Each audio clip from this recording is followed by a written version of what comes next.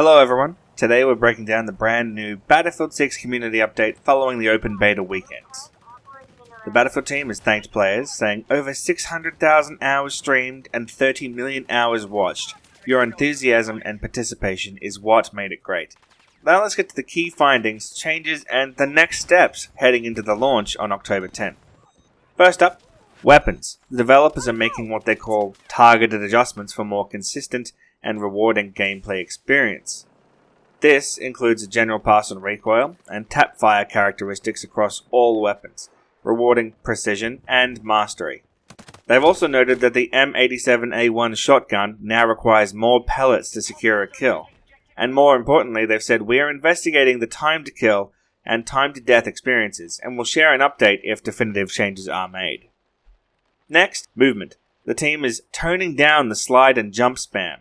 Momentum carried from a slide into a jump has been reduced, and there is now a greater penalty for consecutive jumps. They add that firing while jumping or sliding will result in increased inaccuracy. Parachute physics are also being tuned, with reduced initial acceleration for more controlled aerial movement. The idea is to make sliding and jumping more situational, so gunfights feel more balanced and skill-based. COD players may not like this. On maps, the team saw players reaching rooftops and going out of bounds. They confirmed this gameplay is not intended for these maps. We are actively working on adjustments to prevent unintended access. They also responded to community requests for larger scale maps. While the open beta featured smaller maps, larger scale maps are already part of our launch package. And in Battlefield Labs, we'll see two new additions. A new map set in Merak Valley, and a remake of a fan favorite Operation Firestorm from Battlefield 3. Let's talk about game modes. Rush is changing. They said, we're lowering the default player count for Rush to improve the flow of combat and restore the tactical, methodical experience that defines the mode. They also clarified that Portal will allow players to experiment with larger Rush counts at launch. On Breakthrough, they explained, Breakthrough is designed to accommodate higher player counts of up to 64 players, and that's where the mode really shines. And based on beta win-loss data, map-by-map balance adjustments are ongoing to aim for a true 50-50 split. There was some confusion around player counts, so here's the team's philosophy. Rather than locking in maps and modes to a fixed player count, our philosophy is to adapt to the best fit the intended experience.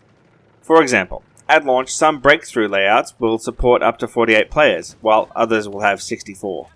And for some smaller modes, like TDM, Domination, and King of the Hill, they've found that 8v8 provides a solid starting point. Playlists and matchmaking. Playlist variety will also be expanding. The team wrote, playing with both open and closed weapons will continue to be optional in Battlefield 6. They also admitted that matchmaking had issues in the beta. We recognize that some players experienced difficulty finding games to complete challenges for Breakthrough or Rush. I know I personally did. It wasn't ideal, and we're actively reviewing and improving the matchmaking system. To wrap things up, the team promises more testing and iteration. With the insights gathered during the open beta, we'll be introducing in-game adjustments to the upcoming Battlefield Labs events.